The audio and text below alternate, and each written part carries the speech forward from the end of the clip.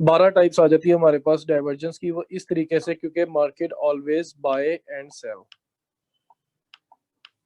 ठीक है, तो थियोरिकली अगर हम देखें, थियोरिकली देखा जाए चीजों को, तो थियोरिकली बात इस तरीके से होती है कि एक होती है रेगुलर डिवर्जेंस जो बिल्कुल आराम से इस तरीके से बन जाती है, एक होती है हिडन डाइवर्जेंस, और एक होती है एग्जर्टेड डाइवर्जेंस। इन तीनों डायग्राम को जेन में रख ले। मैं टाइम वेस्ट किए बगैर फौरन से चार्ट पे लेके जाता हूँ ताकि हमें पता लगे कि इनको किस तरीके से काम किया जाएगा।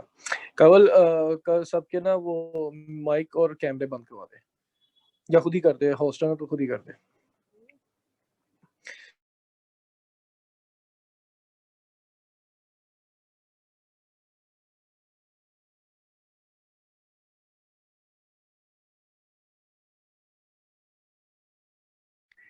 चार्ट की बात की जाए तो चार्ट इस तरीके के है कि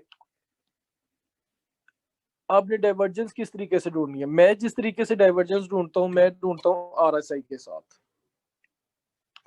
अगर मैं इसके ऊपर ये चार्ट लगा दूं, ये वाला व्हाइट मेन, तो मैं आरएसआई के साथ इसकी डाइवर्जेंस देख रहा होता हूँ।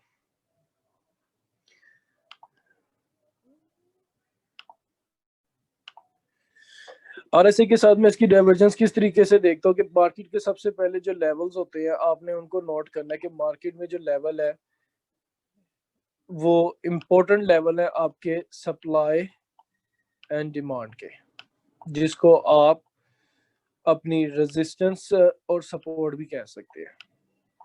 जो आप लोगों ने मेरा सप्लाई एंड डिमांड वाला लेक्चर देखा होगा तो उसमें आपको पता होगा सप्लाई एंड डिमांड क्या चीज है। रेजिस्टेंस, ये चीजें तो आपके पास आ गई इंपॉर्टेंटली। इसके साथ आप अपनी डाइवर्जेंस को किस तरीके से नोटिस में लेके आना है।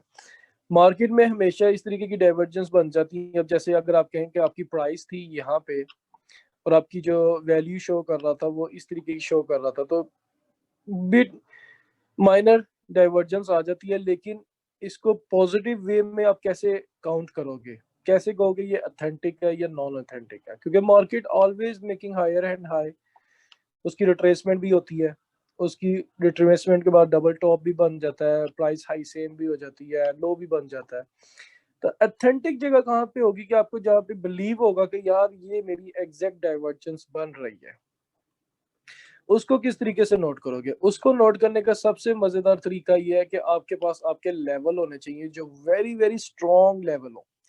आपको पता हो कि मार्केट मेरी यहाँ पे स्ट्रॉन्ग सपोर्ट पे है या स्ट्रॉन्ग रेजिस्टेंस पे है, क्योंकि ये बात नोट कर लें कि एवरी प्राइस है सपोर्ट एंड रेजिस्टेंस। मार्केट में जितनी भी प्राइसेस हैं वो सारी की सारी वैल्यूएबल होती हैं, बट हमें ये नोट करना पड़ता है कि कौन सी प्राइस पे जाके मार्केट स्टक हुई है, वहां से मार्केट के अंदर प्रेशर खत्म हो रहा है, लोग वहां से निकल के जा रहे हैं। आवाज नहीं आ रही कवल?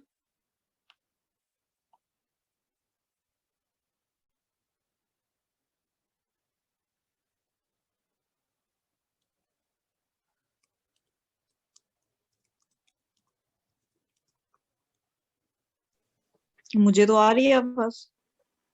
हाफिज फिर आप अपना ना, क्लियर है मेरी आवाज के नहीं? हाँ, सबको आवाज ही आवाज आ आ रही रही है। ओके है। ठीक है। हाँ, हाफिज हाफिज आपका मसला होगा यार सिस्टम में, आप अपना नेट चेक कर लो फिर। ओके, तो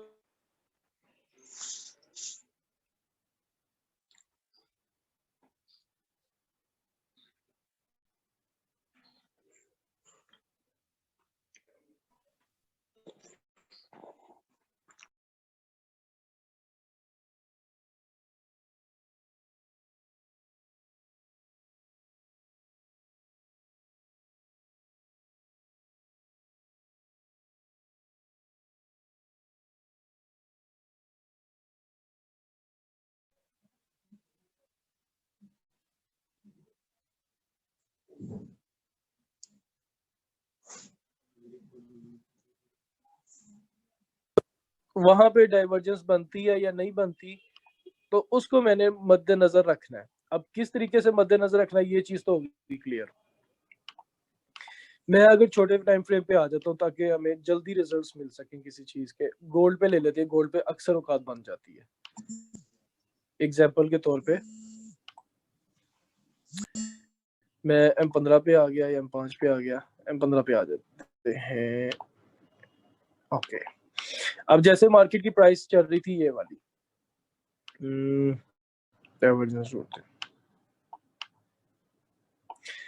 मार्केट की ये प्राइस चल रही थी, ठीक है। अब ये आ जाती है एक तरह की एक्सेलरेटेड डाइवर्जेंस। एक्सेलरेटेड डाइवर्जेंस किस सेंस में होती है, मैं यहाँ से बताता हूँ। आपके पास एक नॉर्मल डाइवर्जेंस होती है, जैसे ये प्राइसेस है, इसको हम प्राइस का नाम दे देते हैं, इसको हम वैल्यू का नाम दे देते हैं नीचे।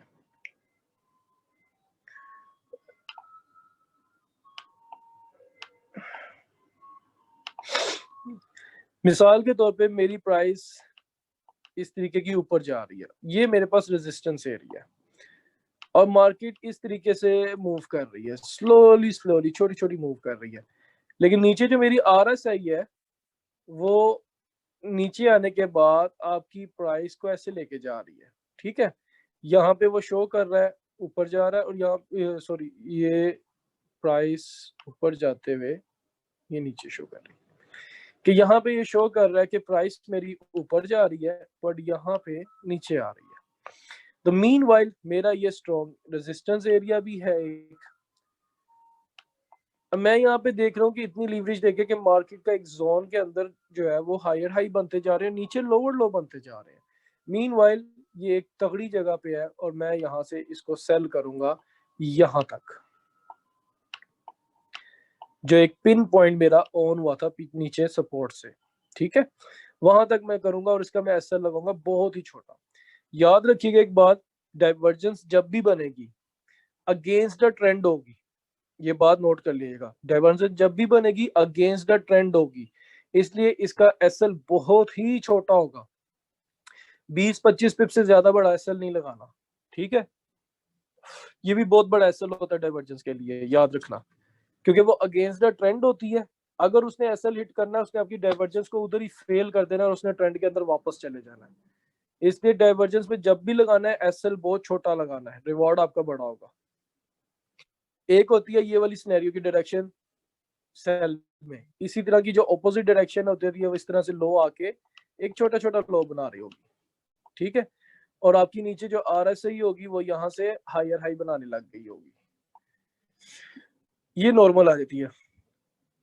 इसके बाद आपकी जो दूसरी डाइवर्जेंस मार्केट में ज्यादातर नजर आती है वो होती है double top and double bottom, जिसको एक्सेलरेटेड डाइवर्जेंस भी कहा जा रहा है। सिंपल लैंग्वेज में आप कर लो डबल टॉप डबल बॉटम, या इस तरह से कर लो कि आपकी मार्केट का ये हाई नहीं टूट रहा, बिल्कुल हाई का टॉप लगा हुआ है, एक टॉप, दो टॉप, तीन टॉप, चार टॉप, जितने मर्जी टॉप ले लो। और यहाँ पे अगर आप देखो तो मार्केट ऑलरेडी आपकी लोअर लो बनाती जा रही है, नीचे आती जा रही है आपकी वैल्यू। तो यहाँ से वो आपका ट्रेंड पे नीचे आ गई, हाई ब्रेक करने से मना कर दिया उसने। इसी तरीके से डाउन में देखें तो डबल बॉटम, ट्रिपल बॉटम, जितने मर्जी बॉटम ले लो, एड ऑन करते जाओ। अब यहाँ से ये वैल्यू है, तो ये वैल्यू से ये मेरी देखिए ये तीन वैल्यू मेरी ऊपर तक आ गई है, ये तीन वैल्यू, एक, दो ऊपर आई हुई है, तीन ऊपर जा रही है, तो आराम से बता रही है मैं हायर हाई बनाती हुई जा रही हूँ। तो आपका छोटा सा एसएल और आपका बहुत बड़ा रिवॉर्ड, ठीक है। ऑलमोस्ट ऑलमोस्ट कर लें तो यहाँ पे जो आपकी प्राइस है वो तकरीबन हमारी बन रही है 1820 के दरमियान, ठीक है। 1820 और 1840, 200 पिप का रिवॉर्ड है। और यहाँ पे अगर आप छोटा सा एसएल भी लगा दो, 40 पिप का भी लगा दो, क्योंकि गोल्ड है, गोल्ड को लीवरेज दे दो, 40 पिप का भी एसएल लगा दो, तो आराम से 200 पिप आपको मिल रही है। इसको कहते हैं एक्सेलरेटेड डाइवर्जेंस, जो आपकी नॉर्मल डाइवर्जेंस में आ जाती है। अब जैसे यहाँ से प्राइस मेरी ऊपर गई और फिर ये ऊपर की ऊपर जा रही थी, ठीक है, ये आपकी बन रही है। यहाँ से देखें प्राइस जो है वो नीचे ऊपर जाने से उसने मना कर दिया, ये आपका टॉप लेवल आ गया, और यहाँ से प्राइस आ गई नीचे, प्राइस नीचे आनी शुरू हो गई। और नीचे आने के बाद आपको यहाँ पे उसने मेन पिन पॉइंट पे आपको शो करा दिया डाइवर्जेंस को, डबल टॉप और डाइवर्जेंस, लोअर लो बनना शुरू हो गया और आराम से प्राइस आपकी नीचे आना शुरू हो गई, एक ट्रेंड शुरू कर लिया उसने।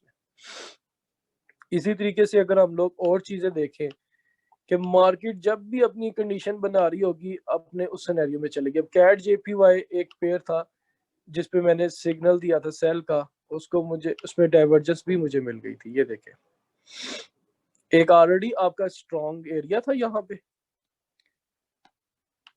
रेजिस्टेंस का बहुत ही स्ट्रॉन्ग एरिया था ये यहाँ पे आपका, ठीक है।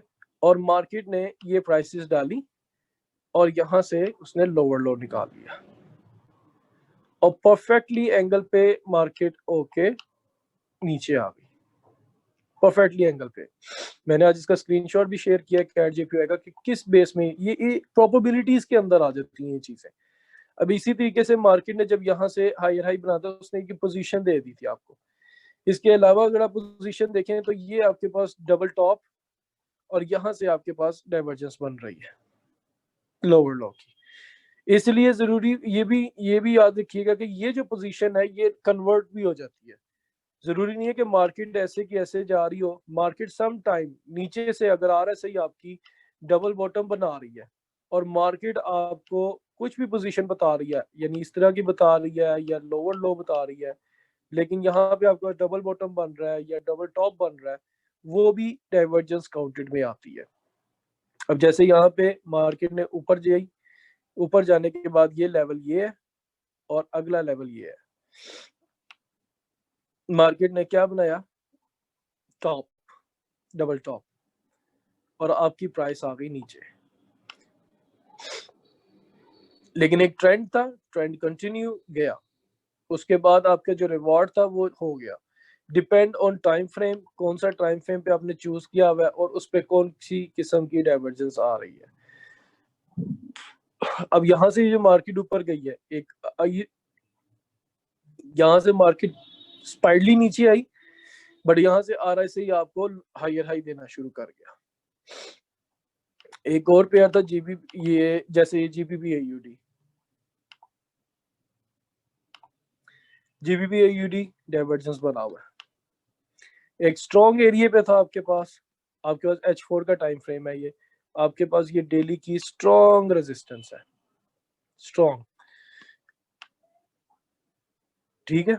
यहाँ पे आप देख रहे हैं मार्केट की प्राइस ऊपर गई, ये आ गई प्राइस पहली, उसके बाद मार्केट की प्राइस ये गई लोअर लो, ठीक है।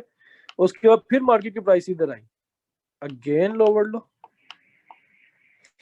एक डाइवर्जेंस पे यहाँ से ये नीचे आया और फिर स्पाइकली न्यूज थी यहाँ पे NFP की, स्पाइकली ऊपर चला गया, तोड़ने से मना कर दिया, अगेन आपके पास ये अपॉर्चुनिटी, कितनी स्ट्रॉन्ग अपॉर्चुनिटी मिली, 2 बार ये भी आपके पास 100 पिप मिले और आपके पास ये भी आपके पास 100 पिप मिले, 2 बार, ठीक है। और आपका उसने ये वाला SL नहीं ब्रेक किया और रिवॉर्ड आपको देता गया।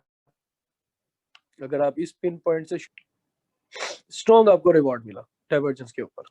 अब यहाँ से दूसरी डाइवर्जेंस की बात की जाए, अगर ट्रेंड है हमारे पास बाय का तो आपके पास अगली अपॉर्चुनिटी मिल रही है आपको, ये वाली ट्रेंड लाइन के साथ जा रहे हैं, पर अब ये मिल गया आपको डबल बॉटम मिल गया और आपके पास अगली एंट्री भी मिल गई। इसी तरीके से अगली कंडीशन देखें तो अगली कंडीशन में हमारे पास ये सेल की एंट्री चल रही थी बॉटम के साथ और यहाँ पे मार्केट चलने लगी हायर हाई, ठीक है। ये कंडीशंस प्रोबेबिलिटी के अंदर मर्ज करनी है आपने, अगर आपने स्पेसिफिकली डाइवर्जेंस पे काम करना है तो इसके ऊपर आपने प्रैक्टिस करनी पड़ेगी। लेकिन प्रैक्टिस इंपॉर्टेंटली छोटे टाइम फ्रेम पे करना चाह रहे हो 5 मिनट के ऊपर, तो उसके लिए आपके पास जरूरी है कि आपके पास स्ट्रॉन्ग सपोर्ट और रेजिस्टेंस H4 की देख लो, H1 की देख लो। लेकिन अगर आपने H4 एंड H1 पे काम करना है, इंट्राडे और आपकी ट्रेड इस तरीके की भी हो कि इंट्राडे भी हो और आपकी ट्रेड 5-6 दिन भी चले, एक वीक के अंदर क्लोज हो, उस हिसाब से भी आपने देखना। तो आपके पास जरूरी है कि आप डेली और वीकली की सपोर्ट एंड रेजिस्टेंस के ऊपर एनालिसिस करो और फिर आके करंट टाइम फ्रेम पे एनालिसिस करो कि वहां पे कौन कौन सी मेरी प्रोबेबिलिटीज मर्ज हो रही हैं। डाइवर्जेंस बहुत अच्छी स्ट्रेटेजी है, लेकिन आपकी प्रोबेबिलिटी के साथ मैयर होगी वो। अब मैं AUD USD की बात करूं, कोई ऐसा पेयर नहीं है जहां पे मार्केट में ऐसी चीजें ना बन रही हो, ठीक है। अब AUD USD आराम से आपकी लोअर लो बना रहा था, ये आपका एक सपोर्ट एरिया आ गया था, इसके साथ लोअर लो बना रहा था, लेकिन यहाँ पे क्या बना रहा है वो, एग्जैक्ट इस जगह से वो उठ के गया है, प्राइस आपकी सेम है इसी लेवल पे। क्या आपको पता लग गया कि मार्केट का एक ट्रेंड बाय भी था, लेकिन यहाँ पे जब उसने नीचे आना शुरू कर दिया इस जगह से, सेम एरिया ही वो लेता गया लोअर लो का, आपकी प्राइस यहाँ से नीचे ऊपर जाने से मना कर दिया और नीचे आ गई। नीचे आने के बाद उसने अपने एक रेंज को फॉलो किया, रेंज को फॉलो करने के बाद ये एक नॉर्मल डाइवर्जेंस आ गई, डाइवर्जेंस सॉरी, ये नॉर्मल कंडीशन आ गई, lower low higher high, lower low higher high same बना, लेकिन यहाँ पे आने के बाद उसने अपनी पोजीशन को बदल दिया, इतनी ऊपर गई, फिर नीचे सेम लो तोड़ने से मना कर दिया, आप देख रहे हैं नीचे हायर हाई बनना शुरू हो गया, लो तोड़ने से मना कर दिया, हायर हाई बनना शुरू हो गया, तो आपके पास सॉलिड एरिया आ गया। आप किसी भी लो के नीचे, ये लो बना होता है, इसकी विक के नीचे अपना ऐसा लगा दो, 5 पिप का मार्जिन देके स्प्रेड भी आ जाता है। ये लो विक थी, उसके नीचे अपना ऐसा लगा दो, ऐसा लगाने के बाद कम से कम अपना रिवॉर्ड इतना रखो, और पूरा रिवॉर्ड आपको मिला।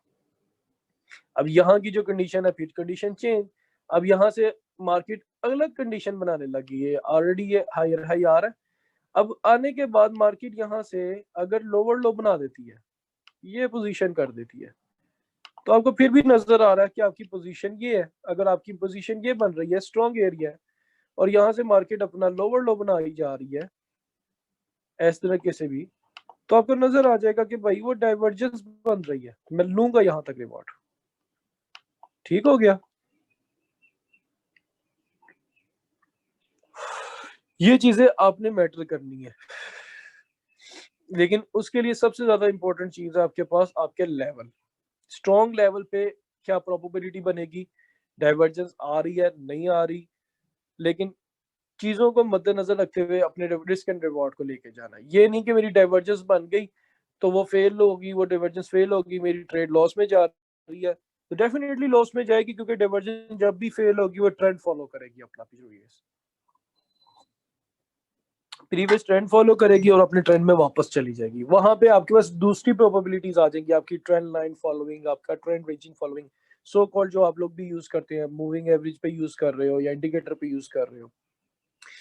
मेरे लिए सबसे बेस्ट RSI में मुझे डाइवर्जेंस मजे की मिलती है, स्टोकेस्टिक में भी मिलती है, आपकी HDR पे भी मिल जाती है, आपकी उस पे भी मिल जाती है, MACD पे भी मिल जाती है, बट मेरे लिए सबसे अच्छी रहती है RSI।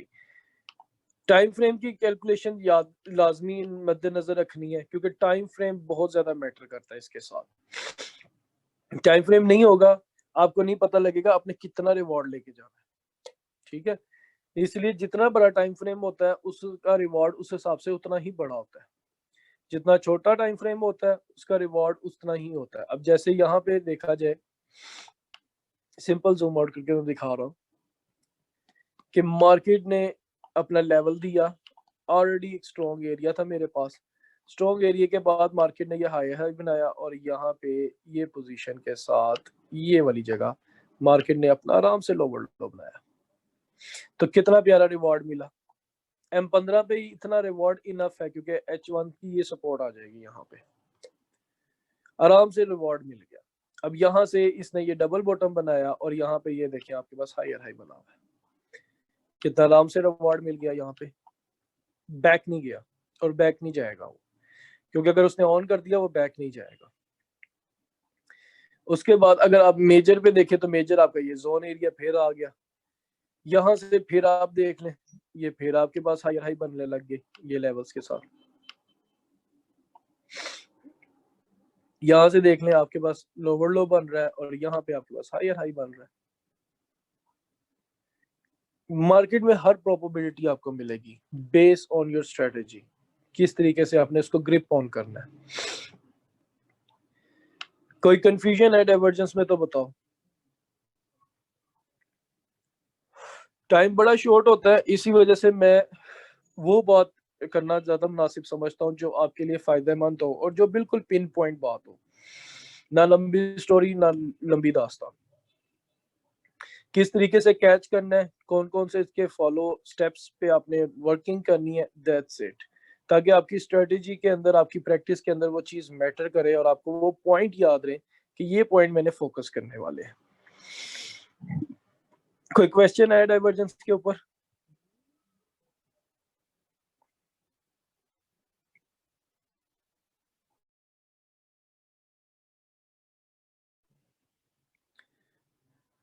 हेलो,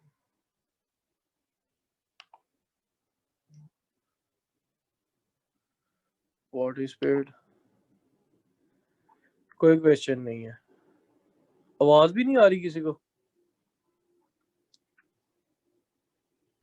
आ रही है आवाज, तो आ रही है। और लगता है सारे काबिल बैठे हुए हैं, लगता है किसी का कोई सवाल नहीं है।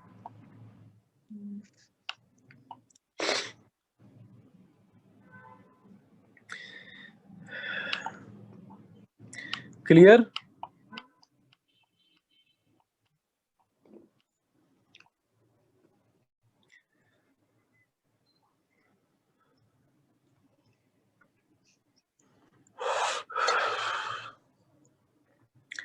वो बंदे का जिसका नेट खराब था, मेरे ख्याल से वो चला गया।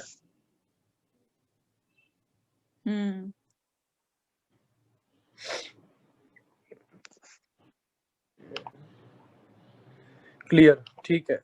चलो भाई, फिर आप इस पे प्रैक्टिस करो, चलें, ठीक है, बाकी कोई वाइंड अप सवाल होगा तो फिर मुझे ग्रुप में पूछ लीजिएगा। ओके डियर, अल्लाह हाफिज। करते